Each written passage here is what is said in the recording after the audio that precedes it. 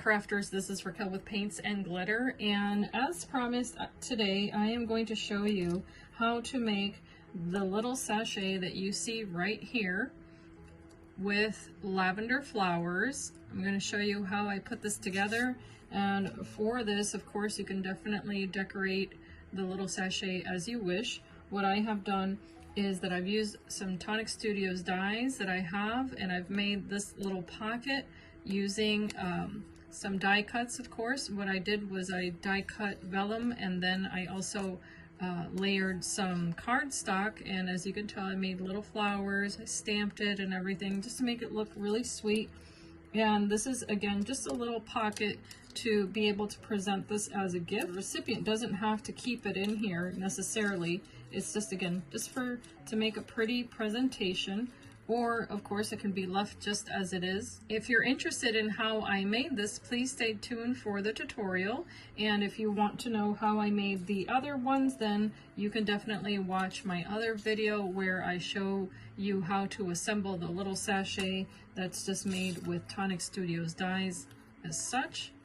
And I also show you how to make this one here by layering those adorable die cuts. Of course, as I mentioned in that video, these dies are no longer being sold. However, you can definitely use just a rectangular set of dies if you like, and so long as you layer them properly, then you can get the same effect. Here I've added a little dangle there with some beads that I had in my stash, an adorable little bee also from tonicstudios, and this applique here is from Helen Scrap. She is on Etsy, and she's got a beautiful channel as well.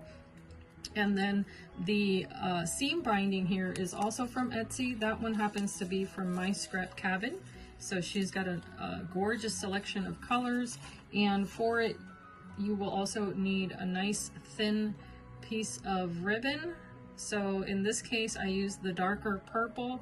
You're going to see that in the video, and it's about 2 millimeters wide, just to keep it nice and delicate, whereas this one was about I think it was 4 or 6 millimeter wide ribbon, and they are both from Offray, so you can get those at any kind of local store, whether it be Michael's, Joann's, any craft store will carry that.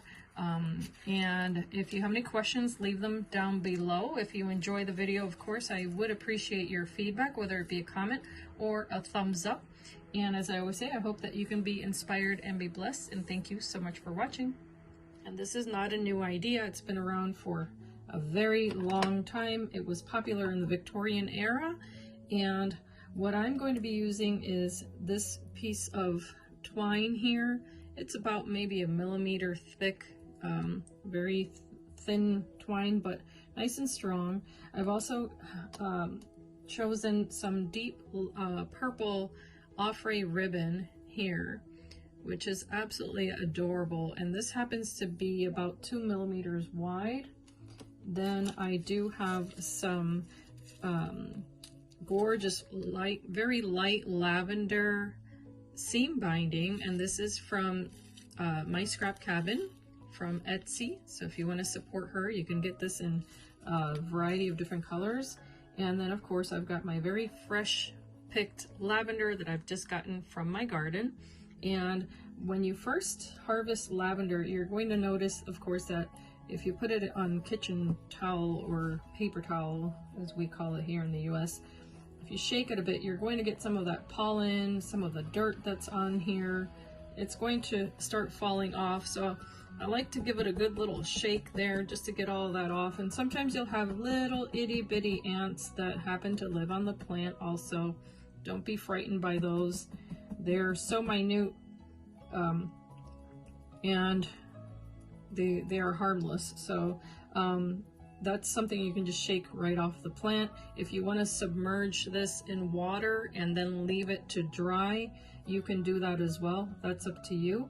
I just shake it off on a kitchen towel, and then I start taking off the leaves, because the leaves can be used separately, as I showed in the prior video, where you can reserve those leaves or a separate sachet for the little flowers that fall off.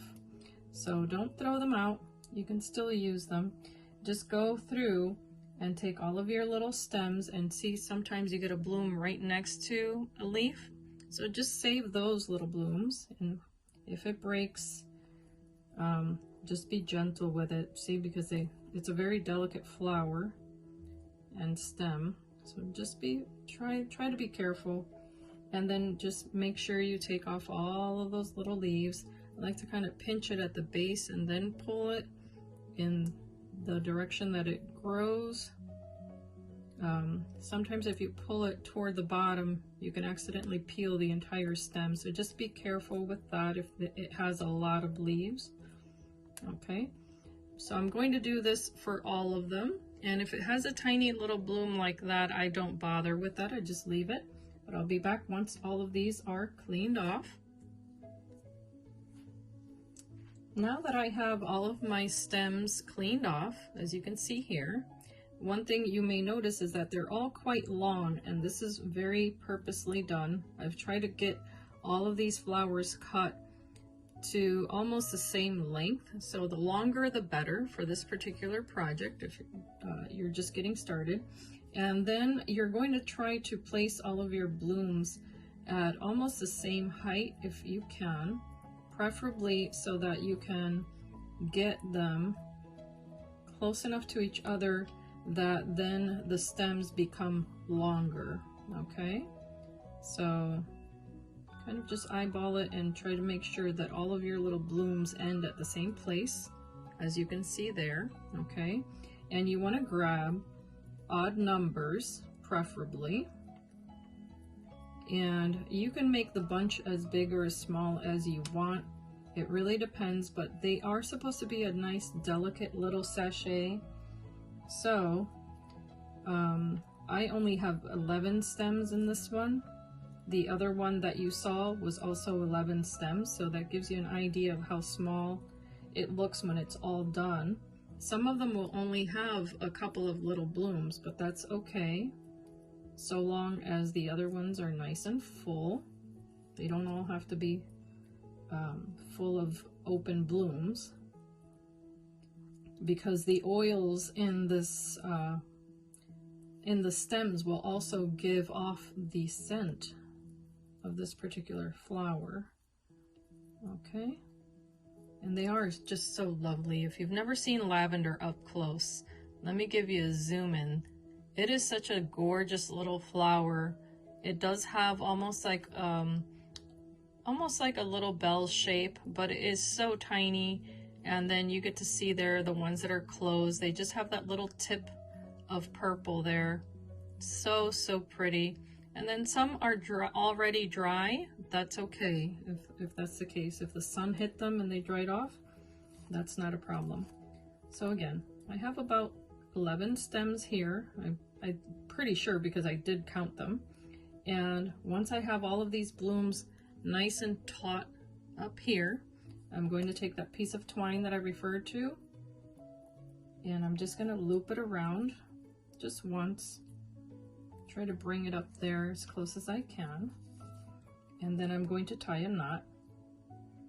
I like to do just a double knot here, making sure that that's close there to the blooms again, and then tie it again. I guess it would be a square knot, just to be secure, just like so. Once you have that tied right there at the base, then you can cut away the excess. This is not the decorative part of this, so you don't need that to be long. You can cut it close to the knot. Then you're going to gently start bending these. So now that you have all of these tied, let's flip it upside down like so. And you can tell one of them already broke.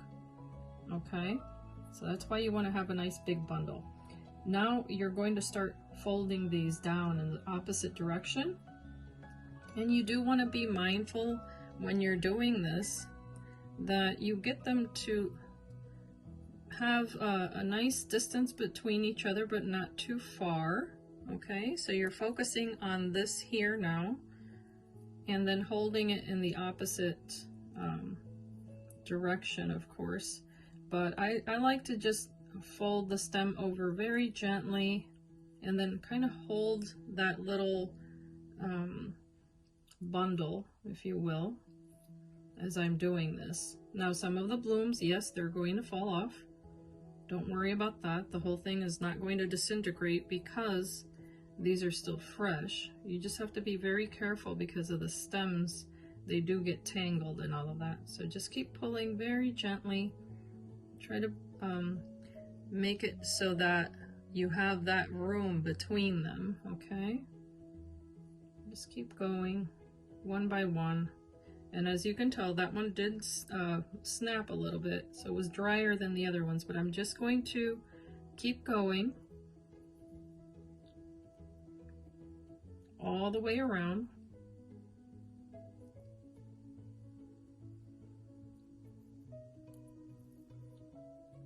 And I'm sorry if I was out of frame, but I'm just going to go all the way around like so, okay? So you can see that it starts going all the way around all of those little flowers. And then once you get to the point where you have the stems all the way around, if you find that there's a little pocket here and there, that's where you can use the other ones to kind of fill it in. You're going to have some a little bit closer than others, but that's okay. And it's okay if some of the blooms are popping out of the sides like that. That's not a problem, okay? So now what I do is I take a little leftover piece of that same twine, and just to give myself some support, a little bit lower, maybe about 2 or 3 inches lower, I'll go ahead and tie it, but gently, not very tight. Okay, that's just to hold them together for me. Now I'm going to take my very thin ribbon. I'm going to select one of these stems, and they're going to curve on you a little bit, but you can either tie a knot here, okay? That's up to you. And by the way, I did cut this at about 24 inches long to just give myself a nice long piece there. So you can definitely tie a knot here, or do what I did with the other one, which was I placed a tiny drop of hot glue right on the ribbon and then just folded it over. So you can do that. Just the tiniest little drop, because you don't really want to get this on the plant. And then just fold it over. And then cut away any excess of that little tail there, okay? So it gave me a nice little flat ribbon there. And now you're going to skip a stem. So go over, under, over, under, and you're going to repeat the pattern all the way around. So if you need a wide needle, or a needle with a wide eye, like this one, you can definitely use that. From Coats and Clark, and they are meant for items such as leather, things like that, but it's just an option. You don't have to do it that way. The other one I just did with my fingers. I didn't use the needle, but just to show you the option, you can thread it through, and then as I mentioned before, you can go under or over the first one, under the next, get that established. And the good thing is that then you can really accommodate that piece of ribbon there to make sure that no one sees any of that glue or anything like that, okay? Or the little knot if you decide to do a knot, okay? So you're hiding it under there, and then you're going to continue this pattern. And where you want to be careful here is that you want to make sure that now these stems are all vertical, okay? So you're going to go over, under, and also keep in mind you want that little ribbon to be nice and flat. So over here, you can kind of manipulate the stems also. Good. Under the last one, now I need to go over and under again, and just repeat that pattern. So this should be relaxing to you. Take your time. This is not something you want to rush. This is not, you know, something you want to leave to the last minute if you're going to make bunches of it or anything like that. This is just something that you do to calm yourself, take your time making it, and also just enjoy the scent of what you have in your hands. It should be very soothing. So again, over and under. And the fun part is when you start seeing that pattern emerge. So again, over. And my stems are moving a little bit, but that's okay. I'm going to be able to place them where I want. And I've done my full circle now. And the thinner the ribbon, the more likely it will be to twirl on you, but just take your time flattening it. Okay. Now I'm going to go over and back at the beginning again.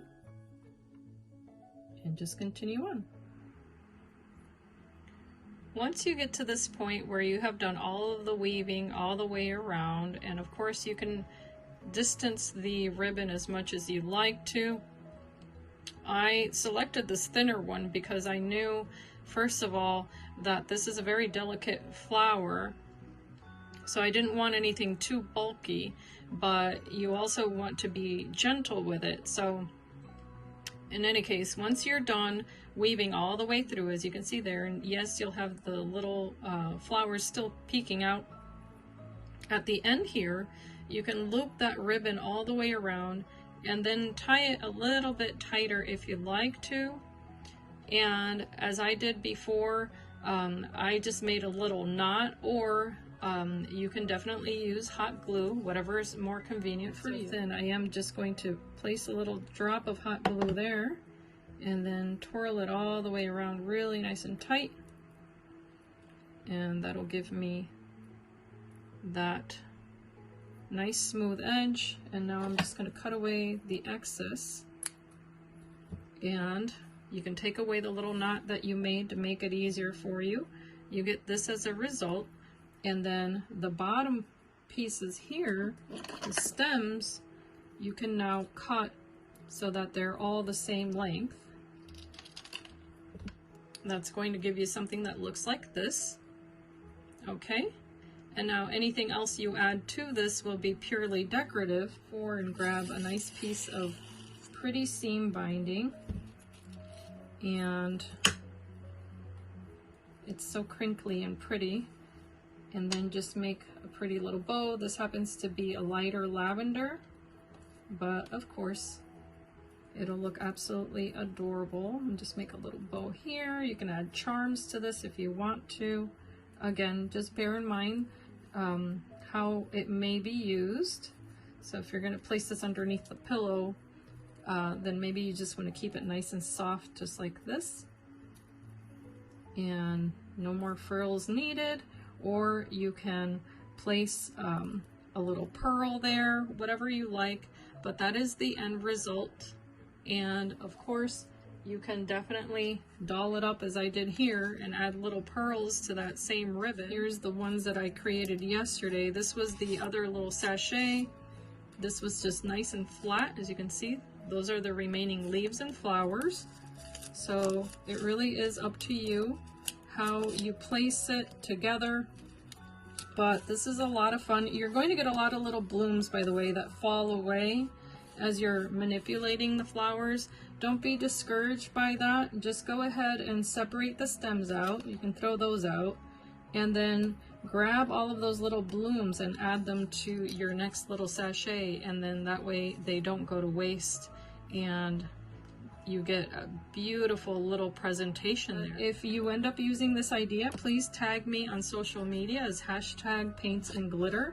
I do appreciate it when you support my channel. And as I always say, I hope that you can be inspired and be blessed. And thank you so much for watching. Bye-bye.